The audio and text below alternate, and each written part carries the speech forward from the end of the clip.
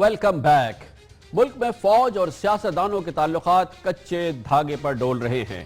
گو کہ وفاقی وزیر داخلہ چودھری نثار علی خان کا خیال ہے کہ ملک میں سول ملٹری تعلقات مثالی ہیں، لیکن یہ تاثر 100% درست نہیں۔ اگر یہ کہا جائے تو غیر مناسب نہ ہوگا کہ سیاستدانوں اور فوج کے تعلقات میں سب اچھا نہیں ہے، یعنی all is not well۔ فوج میں تقریباً ہر لیول پر یہ تاثر جڑ پکڑ رہا ہے کہ عین اس وقت جب آپریشن ضرب اسب کے نتیجے میں پورے پاکستان میں امن و امان کی صورتحال میں دن دگنی رات چوگنی ترقی ہو رہی ہے، اطمینان کی ایک نئی فضا جنم لے رہی ہے، اور جب عوام کی نگاہ میں فوج کے امیج میں اور اس کی مقبولیت میں بے پناہ اضافہ ہو رہا ہے، اور اس کے ساتھ ہی chief of army staff general Raheel Sharif ایک غیر متنازع قومی ہیرو کا درجہ پا چکے ہیں، اسی منظر نامے میں گزشتہ تقریباً 3 مہینوں میں ایک پراسرار صورتحال نے جنم لیا ہے یا لے رہی ہے، جس میں چوٹی کے کئی سیاستدانوں نے اعلیٰ ترین سطح سے فوج کے حوالے سے یا تو شدید متنازع بیانات دیے یا پھر اس کے کردار کے حوالے سے متعدد خبریں میڈیا میں ایک منظم منصوبے کے تحت پھیلائیں۔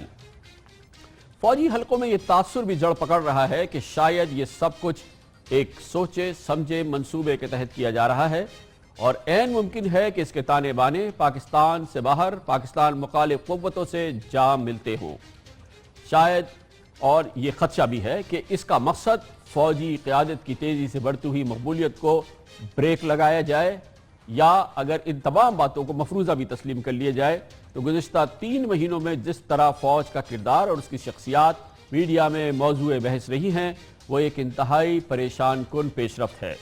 اس پوری صورتحال کی ابتدا 16 جون کو ہی جب پیپلز پارٹی کے شریک چیئرپرسن جناب آصف علی زرداری نے شاید سندھ میں وفاقی اداروں کی کرپشن کے خلاف تحقیقات کے رد عمل میں اپنے غصے کا اظہار کرتے ہوئے کہا، ہماری کردار کشی کرنا چھوڑ دو، اگر ہم نے آپ کی شروع کی تو پتہ نہیں پاکستان بننے سے آج تک کتنے جنرلوں کی شروع ہو جائے گی۔ ہوشیار ہوشیار ہوشیار ہوشیار، میں کہہ دے رہا ہوں آپ سے آج، اس کے بعد اگر میں نے کبھی سنا تو میں خود کھڑا ہو کے ایک پوری لسٹ نکالوں گا پاکستان جب سے بنائے آج تک کی، اور پھر آپ جواب دیتے رہنا۔ ہماری آرمی ہے، یہ ہمارا انسٹیٹیوشن ہے، آپ نے 3 سال رہنا ہے، اس کے بعد آپ نے چلے جانا ہے، ہمیشہ کے لیے ہم نے رہنا ہے، تو ہمیں مت تنگ کرو، اگر ہمیں تنگ کرنے کی کوشش کی تو ہم آپ کی بھی اینٹ بجا دیں گے۔ توقع کے عین مطابق جناب آصف علی زرداری کے اس بیان نے پورے ملک میں تہلکہ مچا دیا، اور عوام کی نظروں سے اوجھل فوجی قیادت کی صفوں میں بھی غصے کی لہر دوڑ گئی۔ اسی وجہ سے وزیر اعظم جناب نواز شریف کو اسی روز جناب آصف علی زرداری سے طے شدہ ملاقات کو منسوخ کرنا پڑا۔ معاملہ شاید یہاں تھم جاتا یا دب جاتا یا فوجی صفوں میں جاری غصہ تحلیل ہو جاتا کہ اچانک MQM کے قائد جناب الطاف حسین نے فوجی قیادت کے خلاف زبانی گولہ باری شروع کر دی۔ ان کی ایک کے بعد ایک تقریر فوجی قیادت کے صبر کا امتحان لیتے نظر آ رہی تھی۔ انہی تقاریر میں بھارتی خفیہ ایجنسی را کو پکارنے کے عمل نے جلتی پر تیل کا کام دیا۔ صورتحال نازک رخ اختیار کر رہی تھی جب MQM کے سینئر رہنما ڈاکٹر فاروق ستار دوپہر میں فوج اور رینجرز کے لوگوں کو اپنا بھائی کہتے اور رات کو الطاف بھائی فوجی امیج کی دھجیاں بکھیر دیتے۔ فوج ہمیں صاف صاف بتا دے، آپ ہمیں پاکستان میں برابر کے شہری کی حیثیت سے نہیں رکھنا چاہتے تو کلیئر کٹ مردوں کی طرح سامنے آگے بتاؤ، اور مقابلہ کرنا ہے، بہادر مرد کے بچے ہو تو ایک بندوق پھینکو ہماری طرف، ایک اپنے ہاتھ میں رکھو، پھر مقابلہ۔ یہ کوئی راکٹ سائنس نہیں کہ اس پورے ماحول میں عین اس وقت جب فوج حالت جنگ میں تھی، پاکستان کی بقا کے لیے کراچی سے لے کر قبائلی علاقوں تک دہشت گردوں کا قلع قمع کر رہی تھی، جناب آصف علی زرداری کے بعد جناب الطاف حسین کے بیانات نے پوری صورتحال کو خطرناک نہج پر پہنچا دیا۔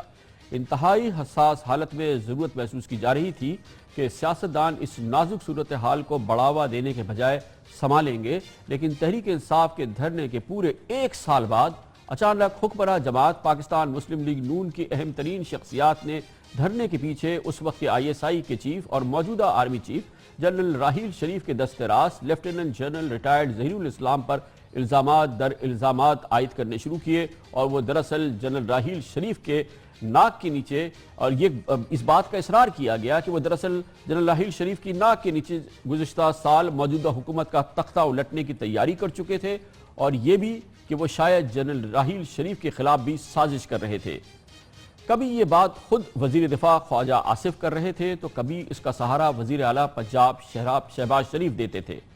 کہ اچانک 14 اگست کو یوم آزادی پر وزیر اعظم نواز شریف کے قریب ترین ساتھیوں میں سے ایک اور وفاقی کابینہ کے رکن جناب مشاہد اللہ خان نے سنگین تناؤ کے اس ماحول میں ایک بم پھوڑ دیا۔ میٹنگ اس لیے ہوئی کہ کچھ آڈیو کیسٹس پرائم منسٹر صاحب کو ملی جو شاید IB نے ٹیپ کی تھیں، اس میں اوپنلی یعنی کہ کانسپریسیز کی باتیں تھیں، اس میں کہ کیا کرنا ہے، کیسے کرنا ہے، پرائم منسٹر ہاؤس پہ کیسے، میں نے خود تو نہیں سنی لیکن جو ہمیں پتہ لگا اسی طرح کی باتیں تھیں۔ راحیل شریف کا رد عمل یہ تھا کہ جی جب انہوں نے یہ اس سے پوچھا ان سے ظہیر الاسلام عباسی سے کہ یہ آپ ہی کی آواز ہے، ان کو بلایا گیا میٹنگ، بلایا گیا پہلے وہ میٹنگ میں نہیں پہلے نہیں تھا، جب یہ ٹیپ چلی اس کے بعد ان کو وہ بلایا، حیرانگی ہوئی انہوں نے اس کو کنفرم کرنے کے لیے انہیں بلایا، اسی وقت ان کو فون کیا جی کہ آپ آئیں، وہ آ گئے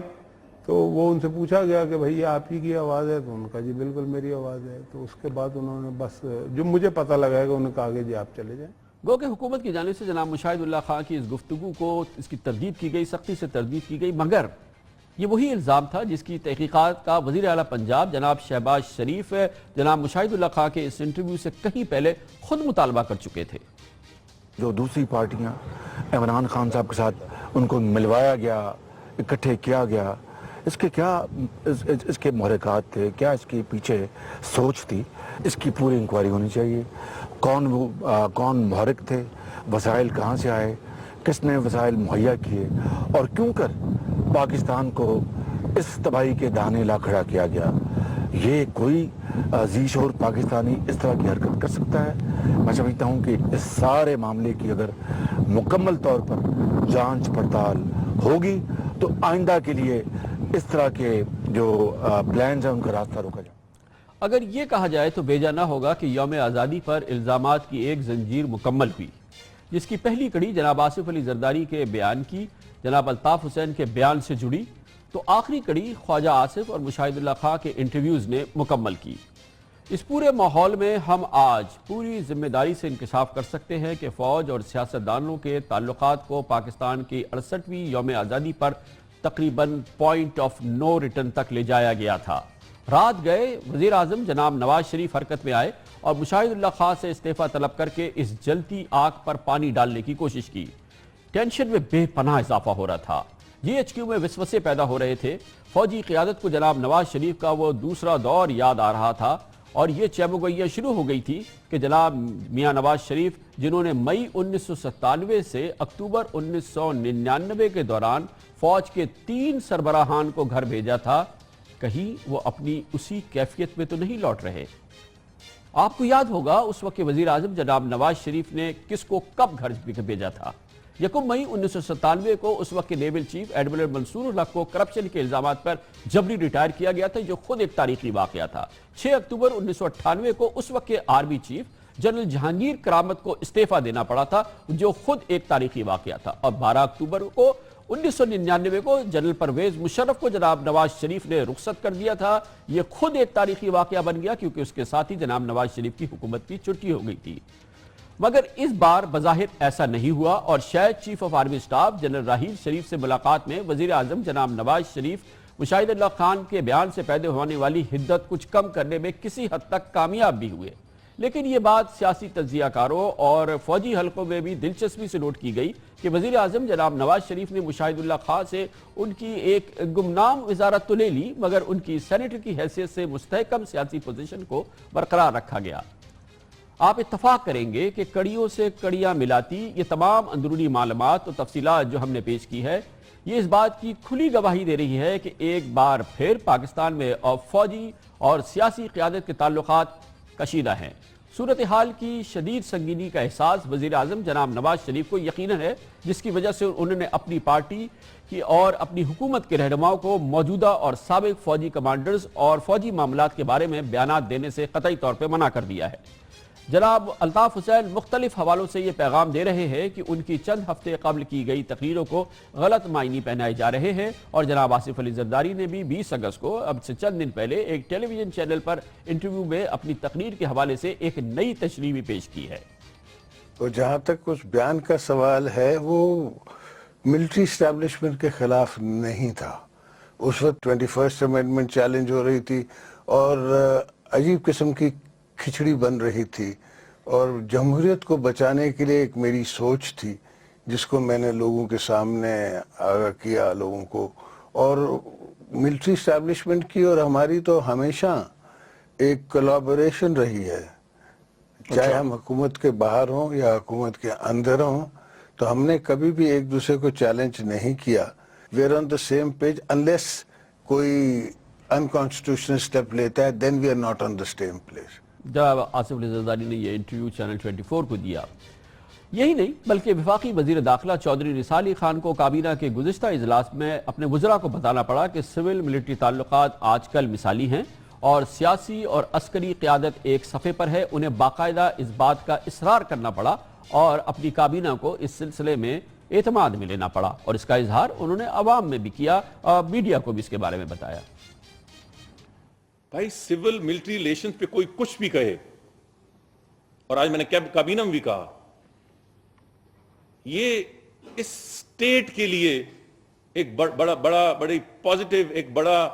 اچھا ماحول ہے کہ سول ملٹری ریلیشنز آئیڈیل ہیں۔ اللہ کرے ہر صورت میں ایسا ہی ہو جیسے جناب چودھری نثار علی خان کہہ رہے ہیں، اور ہمارا تجزیہ صحیح نہ ہو، اور پچھلے 3 مہینے کی صورتحال نے جو حالات پیدا کیے وہ سیاستدانوں اور فوج کے تعلقات کو بند گلی تک نہ لے جائیں۔ مگر اس پورے منظرنامے میں 20 کروڑ پاکستانیوں کے لیے سب سے اطمینان اور خوشی کی بات یہ ہونی چاہیے کہ آپریشن ضرب عضب کی عظیم الشان کامیابیوں اور پاکستان کے سیاسی قائدین کی جانب سے فوج کے کردار کے حوالے سے شدید متنازع بیانات کے باوجود پاکستانی فوج کے سربراہ جنرل راحیل شریف کا جمہوریت اور جمہوری نظام میں سیاسی جماعتوں کی اہمیت پر غیر متزلزل اعتماد ہر صورت میں برقرار ہے۔ جنرل راحیل شریف اور ان کے ساتھی کور کمانڈرز اب بھی یہ جانتے ہیں اور وہ ماننا ہے ان کا کہ پاکستان کی بھلائی اور ترقی جمہوریت کے تسلسل میں اس میں پناہ ہے، وہ ضروری ہے، مگر اس کے ساتھ ساتھ سیاسی قائدین کو بھی اس حساس صورتحال کی سنگینی کا احساس کرنا ہوگا، اور جمہوریت کے استحکام کے لیے فوجی امیج کی، فوج اور اس کے ادارے اور اس کے کمانڈرز کی حرمت اور عزت اور اس کی حفاظت ان کی ذمہ داری ہے، اور اس کی ان کو پاسداری کرنی ہوگی۔ فوج کے حوالے سے گزشتہ 3 ماہ کے بیانات ہوں یا ماضی قریب کے بیانات، ان سے ہر صورت میں گریز کرنا ہوگا اور اس صورتحال میں نہیں جانا ہوگا جب آپ بار بار عوامی سطح پر آتے ہیں اور فوج کے حوالے سے ان خیالات کا اظہار کرتے ہیں۔ یہ ماضی کی بات ہے، لیکن اب مستقبل میں ہمیں ان پرانی چیزوں کو بھولنا ہوگا اور آگے بڑھنا ہوگا۔ پاکستان کے سیکورٹی انسٹیٹیوشنز ہیں، وہ کس طرح سے اپنی ڈومین میں رہیں، وہ آئین کو سبورٹ نہ کریں، آئین کو نہ توڑیں، قانون نہ توڑیں۔ سیاسی قوتوں کو لڑایا جا رہا ہے اور بلا سے ہمیشہ دور کیا جاتا ہے۔ میں آپ کو ثابت کر کے دکھاؤں گا کہ اس ملک میں فوج اپنے آئینی رول کے اندر رہے گی۔ میں اگر پاکستان کا پرائم منسٹر ہوں، میں اجازت دوں فوج کو کہ آپ فیصلے کریں کہ کیسے جنگ لڑنی ہے۔ اب ملکی نظام تمہارے کا روک نہیں ہے۔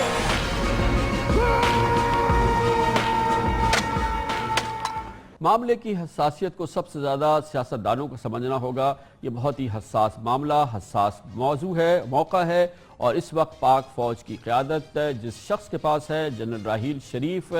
وہ فوج کی عزت و تکریم کے معاملے میں ذرا سی بھول چوک کو برداشت شاید نہ کر پائیں اور جمہوری پاکستان کو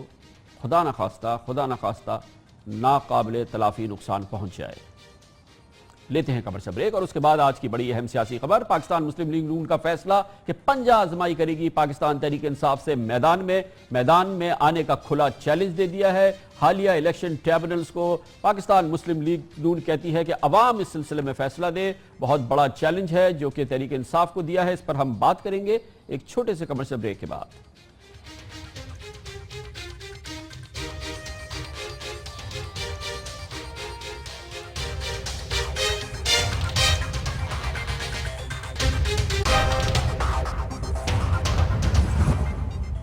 welcome back. Pakistan Muslim League نون کے قائد اور وزیر اعظم پاکستان جناب نواز شریف نے پچھلے چند ہفتوں کی صورتحال کا نوٹس لیا ہے، جس میں بظاہر ایسا لگا ہے اور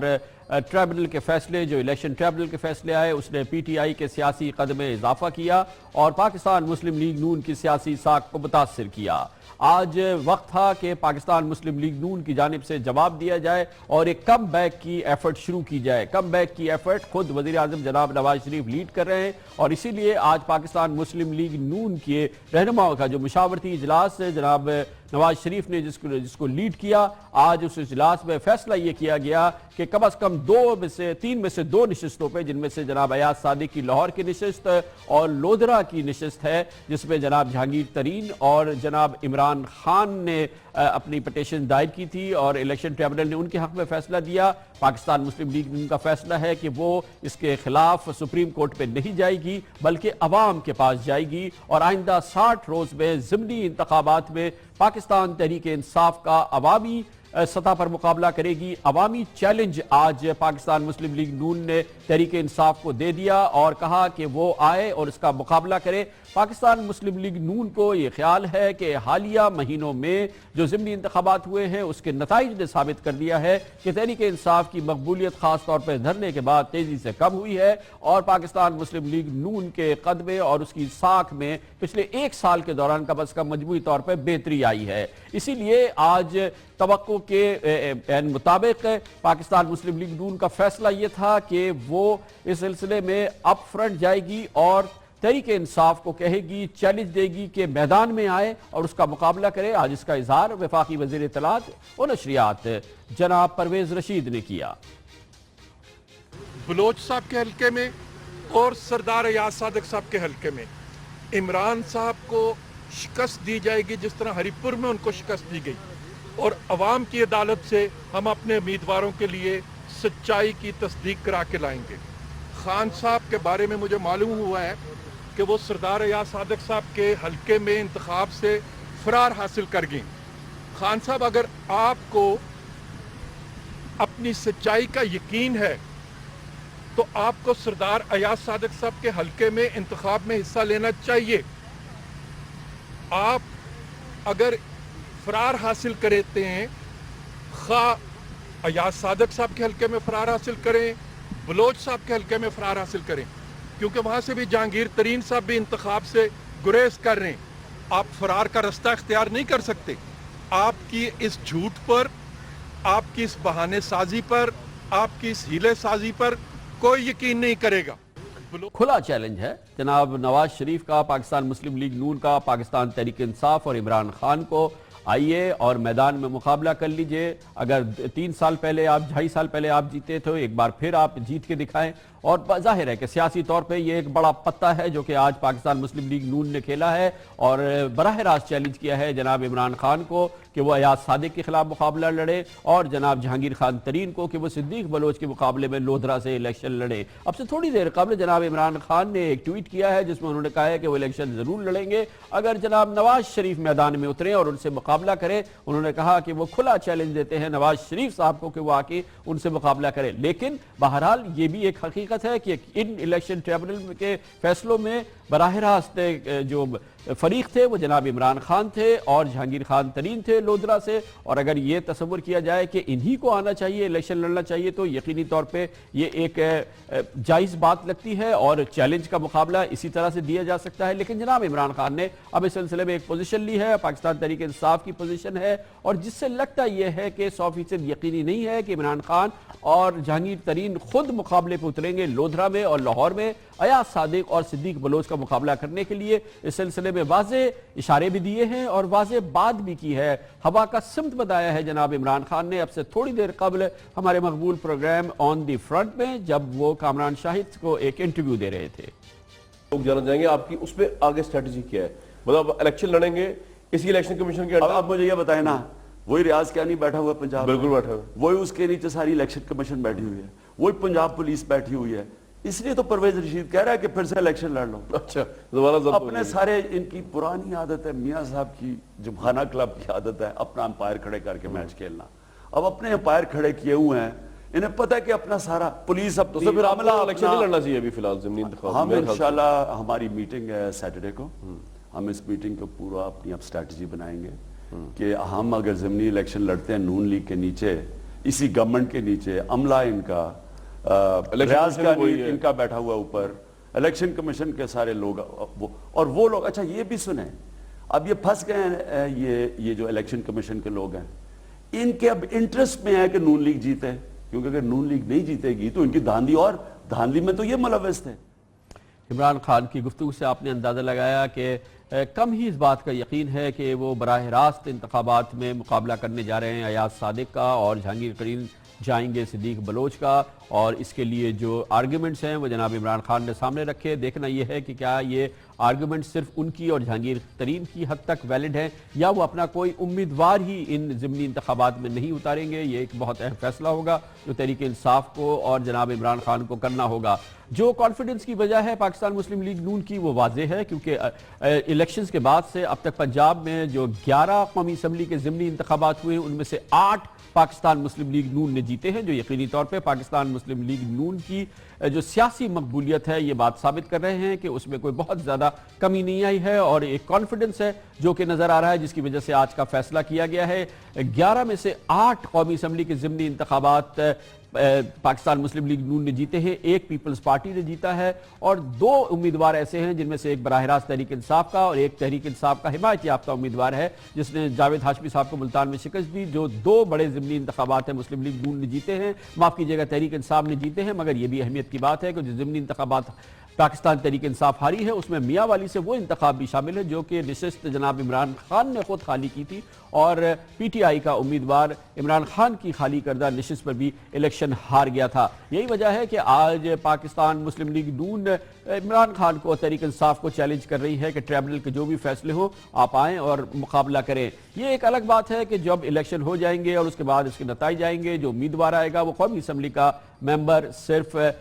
تقریباً 2 سال کے لیے مشکل سے ہوگا، کیونکہ اس کی وجہ یہ پریشان کن مشکل صورتحال ہے کہ الیکشن ٹریبونل نے انتخابی جو شکایات تھی اس کا فیصلہ کرنے میں ان اہم حلقوں میں تقریباً 2.5 سال سے زائد کا عرصہ لگا دیا ہے، اور اس 2.5 سال کے عرصہ گزرنے کے بعد یہ فیصلہ آیا ہے کہ جناب ایاز صادق اسپیکر قومی اسمبلی جائز طور پہ الیکشن نہیں جیتے تھے، اور اسی طرح سے صدیق بلوچ نہیں جیتے تھے، اور اسی طرح سے جناب سعد رفیق نہیں جیتے تھے۔ سعد رفیق کے حوالے سے آج پاکستان مسلم لیگ نون شیور نظر نہیں آتی ہے، کیونکہ سعد رفیق اپنا معاملہ سپریم کورٹ آف پاکستان لے گئے ہیں، اور جس نے اس کے حوالے سے حکم امتناعی بھی جاری کی ہے۔ اگر یہ مکمل پالیسی ہے، ہر طرف کی پالیسی ہے، تو خیال یہی ہے کہ سعد رفیق صاحب جن کے بارے میں بتایا کہ وہ بیرون ملک ہے، واپس آئیں گے تو وہ بھی اس فیصلے پر عمل درآمد کریں گے اور میدان ضمنی انتخابات میں اتریں گے۔ وہی بات جو میں نے پہلے عرض کی کہ 2.5 سال کے بعد یہ فیصلہ آیا ہے، اور اب الیکشن ہوتے اور نتیجہ آتے آتے پھر ایک مزید وقت گزر جائے گا، اور نیا کینڈیڈیٹ جو ہوگا وہ 2 سال کے لیے مشکل سے کام کرے گا۔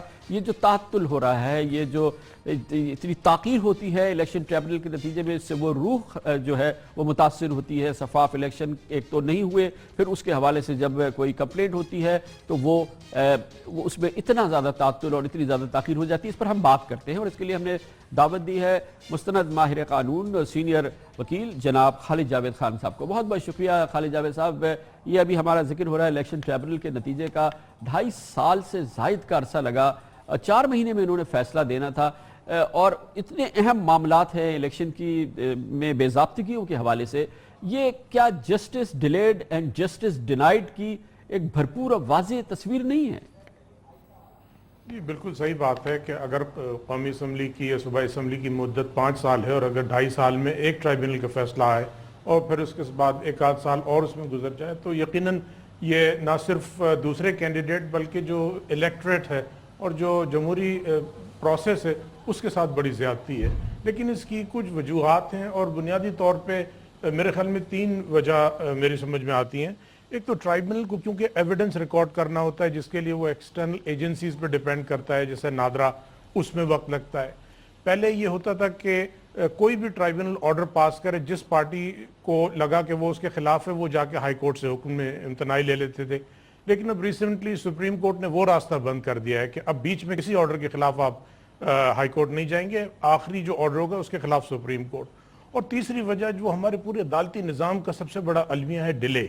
اس کے لیے ہمیں کچھ کرنا پڑے گا. صرف مثبت پہلو اس کا یہ ہے کہ پچھلے انتخابات میں آپ نے دیکھا ہوگا کہ پورے 5 سال گزر جاتے تھے اور چند پٹیشنز ڈیسائیڈ ہوتی تھی.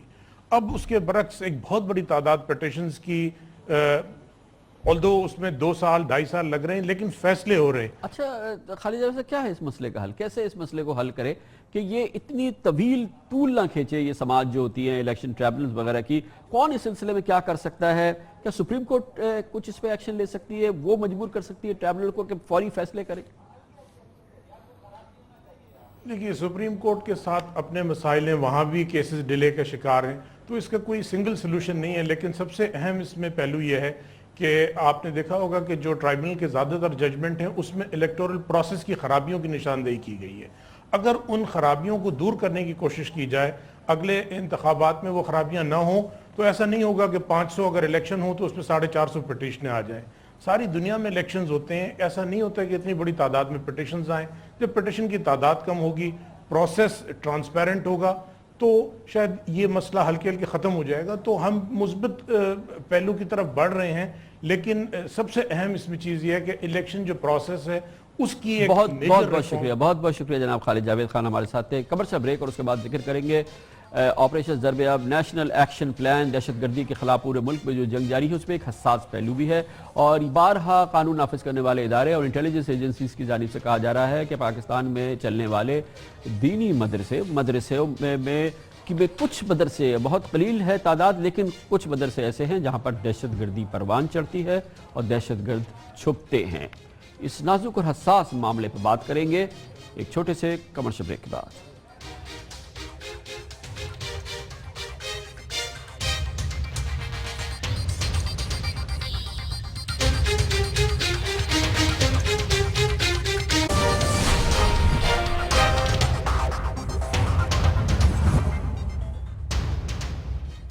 Welcome back. دہشت گردی کے خلاف جنگ پاکستان کے قبائلی علاقوں سے لے کے پاکستان کے ہر چھوٹے بڑے شہر میں لڑی جا رہی ہے, اور مختلف جہتیں ہیں اس کی جو کہ سامنے آ رہی ہیں. ہر محاذ پہ کوشش کی جا رہی ہے کہ دہشت گردوں کا سراغ لگایا جائے اور ان کے خلاف براہ راست کارروائی کی جائے. اس سلسلے میں ایک اور چیز جو کہ متنازع رہی ہے, جس کے حوالے سے حکومت یا بعض انٹیلیجنس ایجنسیز کا کہنا ہے کہ ان میں بہت زیادہ دیکھنے کی ضرورت ہے, اور وہ ہے دینی مدارس. اس وقت پاکستان میں اعداد و شمار کے مطابق تقریباً 30,000 دینی مدارس کام کر رہے ہیں, اور ان دینی مدارس میں سے اب اطلاعات کے مطابق کہا یہ جا رہا ہے کہ سندھ میں تقریباً 26 ایسے مدارس ہیں,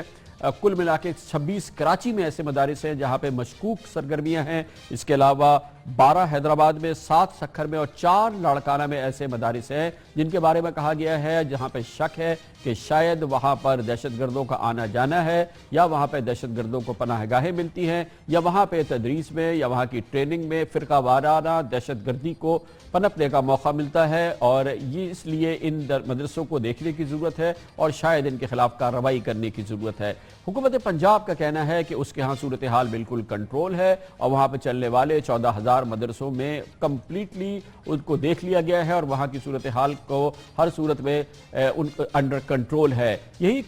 دعویٰ ہے خیبر پختونخوا کی حکومت اور بلوچستان کی حکومت کا. سندھ کے بارے میں جیسا کہ ابھی میں نے آپ کو بتایا,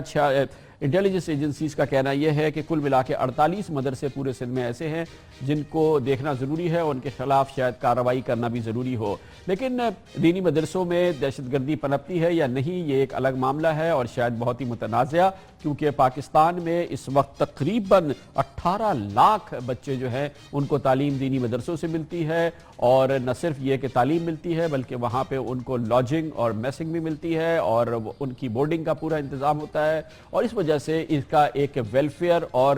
بہت ہی اہم پہلو بھی ہے جو پاکستان کے معاشرے میں اس کی اہمیت ہے, وہ اپنی جگہ ہے. لیکن یہ بات کہ دینی مدرسوں میں دہشت گردی پنپ سکتی ہے، اس کی بڑی حد تک نفی حالیہ مہینوں میں ہوئی ہے، جب دہشت گردی سے تعلق رکھنے والے بڑے گروہوں کا اور بڑے دہشت گردوں کا سراغ لگا تو پتہ چلا کہ ان میں سے اکثریت دینی مدرسوں میں نہیں بلکہ پاکستان کے اہم ترین شہر کراچی اور لاہور کی کالجز اور یونیورسٹیز میں انہوں نے تعلیم حاصل کی اور اعلیٰ تعلیم حاصل کی۔ کوئی بزنس گریجویٹ تھا تو کوئی الیکٹرانکس میں اس نے ماسٹرز کیا ہے،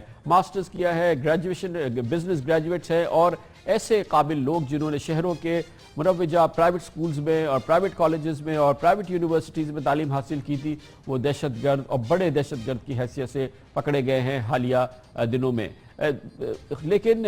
عام طور پہ میڈیا میں اور گفتگو کے اندر اگر دہشت گردی سے کی بات کی جاتی ہے تو ضرور دینی مدارس کی بات کی جاتی ہے، جو کہ یقینی طور پہ درست نہیں ہے، لیکن اس کے باوجود اس میں کہیں نہ کہیں سچائی بھی ہے، اور یہ بات بھی اپنی جگہ صحیح ہے کہ تحریک طالبان پاکستان یا افغانستان کے جو طالبان ہیں ان کے تانے بانے کئی اہم دینی مدارس میں پاکستان سے قائم رہے ہیں، اس میں بھی کوئی شک نہیں ہے۔ لیکن اگر دینی مدارس کے خلاف کوئی کارروائی کرنی ہو تو یہ ایک بہت ہی حساس معاملہ ہے، اور کیا اس سلسلے میں کوئی کارروائی ہو سکتی ہے یا نہیں۔ لیکن پنجاب کی حکومت کا دعویٰ ہے کہ پنجاب میں کسی قسم کی کارروائی کی ضرورت نہیں ہے، کیونکہ وہاں پر پولیس نے اپنا پورا ہوم ورک کیا ہوا ہے، اور اس کی اطلاع باقاعدہ طور پہ پنجاب کے وزیر قانون جناب رانا ثناء اللہ نے اب سے چند روز قبل دی۔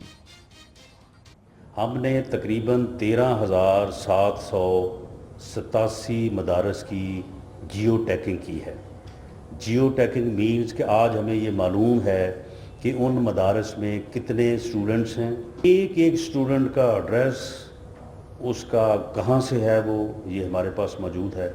بلکہ ان کی جو ہم پیچھے سے جو ہے وہ ہسٹری ویریفائی کر رہے ہیں۔ اسی طرح سے جو ایک ٹیچر ہے اس کے متعلق ہمارے پاس پوری انفارمیشن ہے۔ اس کے علاوہ ہم نے 532 مدارس کو جو ہے وہ اب تک ان کی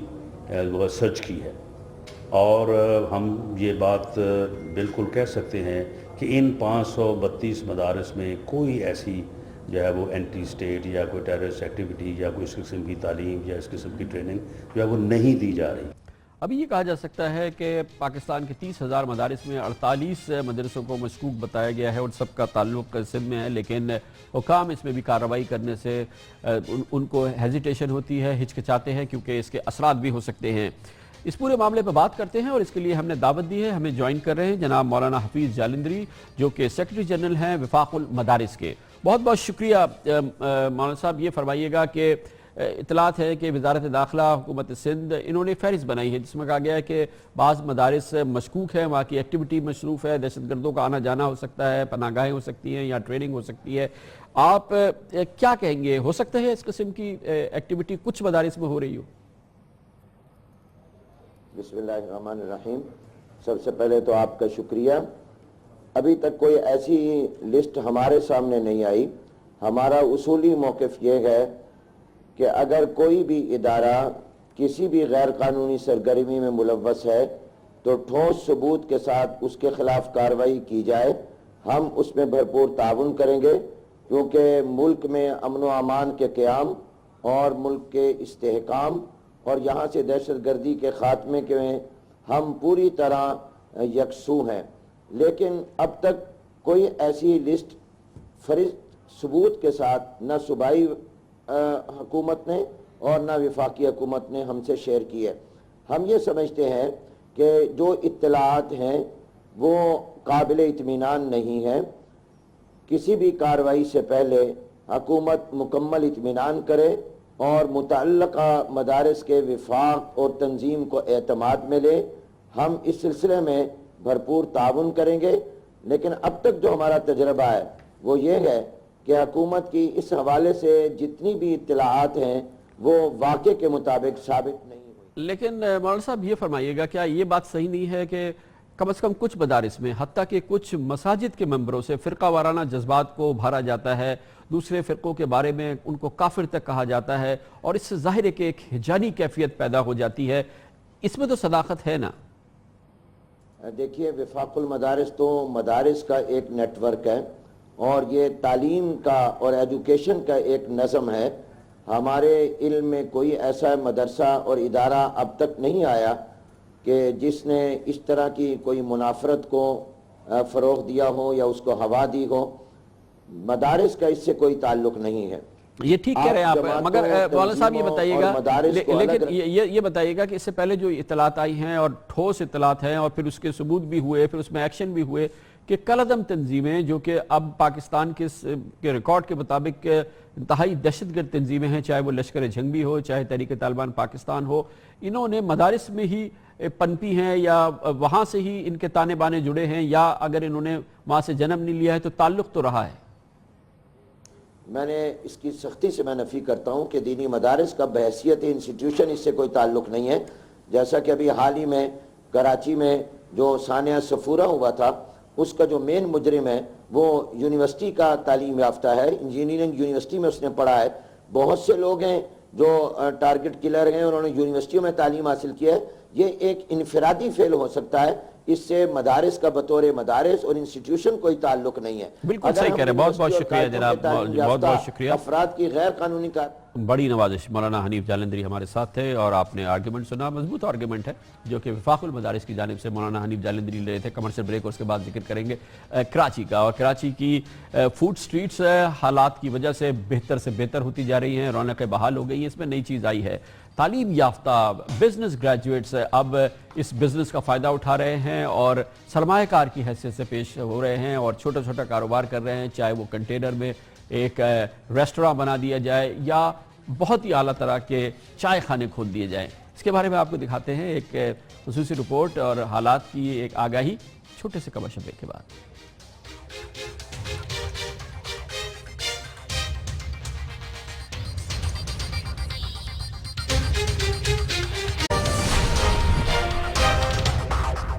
वेलकम बैक। मिनी पाकिस्तान कहलाने वाले कराची की रातें पहले भी जागती थी और अब अमन अमान की सूरत हाल बेहतर होने के बाद अवाम फिर से फूड स्ट्रीट्स और ढाबों का रुख करने लगे हैं। सारी रात शहर के मुख्तलिफ इलाकों में वाक़ फूड स्ट्रीट और खाने पीने के पॉइंट्स पर हर वक्त अवाम का शदीद रश नजर आता है जो अलग सुबह तक जारी रहता है। इन दिनों कराची के कुछ बिजनेस ग्रेजुएट्स ने खाने पीने के कुछ ऐसे मुनफरिद अंदाज मुतारिफ कराए हैं जो तेजी से मकबूलियत हासिल कर रहे हैं। इस हवाले से न सिर्फ ये कि कंटेनर्स में रेस्टोरेंट बनाए गए हैं बल्कि चाय खानों को भी फैशनेबल बनाया गया है और उनको बहुत ही हिप क्राउड वहां पे आपको नजर आता है। ये बिजनेस ग्रेजुएट्स फूड स्ट्रीट्स को री इन्वेंट कर रहे हैं, पाकिस्तान की फूड बिजनेस को, खासतौर पर कराची में। हम आपको दिखाते हैं दुनिया न्यूज के बिजनेस कॉरेस्पॉन्डेंट जुनैब मुइन की ये एक दिलचस्प रिपोर्ट।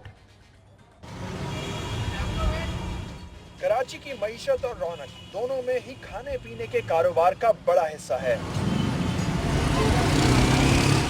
शहर में कई मारूफ बैनुल अक़वामी फूड चेन्स काम कर रहे हैं, लेकिन इसके साथ ही पढ़े लिखे मकामी नौजवान अपनी तख्लीकी सलाहियतों के जरिए तेजी से अपनी जगह बना रहे हैं। 2 चीज रेड हैंड है, एक बीफ और एक है।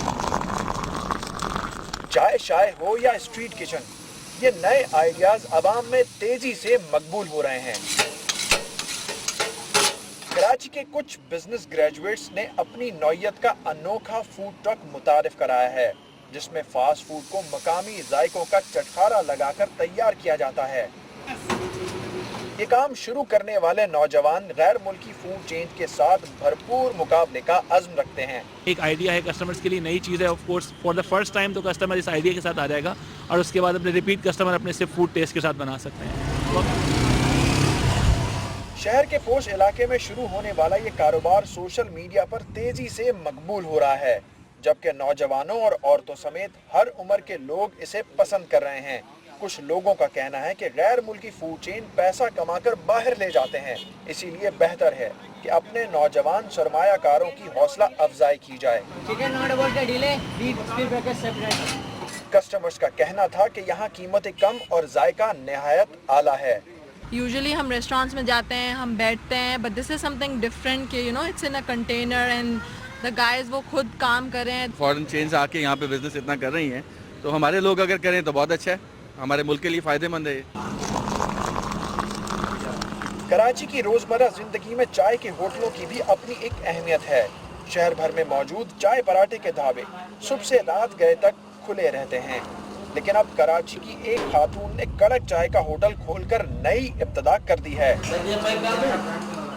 यहाँ पिज्जा पराठा ही नहीं, रबड़ी पराठा भी मिलता है। जो अपने जायके की वजह से खूब पसंद किया जाता है। एक फैमिली इन्वायरमेंट हम सबको दे सके जो इतनी एक्सपेंसिव भी ना हो, हर एक की मीन्स में हो, जहाँ फीमेल भी अकेले आकर बैठे तो सिक्योर्ड फील करे। ये बिल्कुल डिफरेंट किस्म का आइडिया था, लोग उससे अट्रैक्ट होके आ गए। इस चाय होटल का माहौल दूसरे ढाबों से बिल्कुल मुख्तलिफ है। यहाँ लोग खुले आसमान तले सुकून से बैठकर फैमिलीज के साथ एंजॉय करते नजर आते हैं। एनवायरनमेंट यहाँ की अच्छी, फैमिलीज आती हैं तो आपके लिए थोड़ा सा एक डिफरेंट माहौल हो जाता है। बेस्ट पार्ट यहाँ का ये है कि चाय इनकी बेस्ट है। जैसा नाम है चाय शाय, तो वाकई उन्होंने दिखाया है कि चाय शाय। चाय पराठे के आम से खोके अब चाय शाय जैसे जदीद रेस्टोरेंट और फास्ट फूड का काम स्ट्रीट किचन में तब्दील होकर मकबूलियत के रिकॉर्ड कायम कर रहा है। छोटे पैमाने पर शुरू किए जाने वाले कारोबार का फैलाव बताता है कि तख्लीकी सलाहियत, मुनफरिद अंदाज और मेहनत से किया जाने वाला काम अपनी जगह बनाने में देर नहीं लगाता। प्रोग्राम दुनिया का आनंद खान के साथ के लिए कैमरामैन रुखसार मिर्जा के हमरा जुनैब मोइन, दुनिया न्यूज़ कराची। और ये माशाल्लाह माहौल फैल रहा है और इसीलिए कराची की रौनकें बहाल हो रही हैं। एक बार फिर कराची रातों को जाग रहा है और सुबह होते सोने जा रहा है। इस दिलचस्प रिपोर्ट के साथ ही हमारे आज के प्रोग्राम का इख्तिताम होता है। कल आपसे फिर मुलाकात होगी। कल तक के लिए कामरान खान को इजाज़त। अल्लाह हाफिज़ नासिर।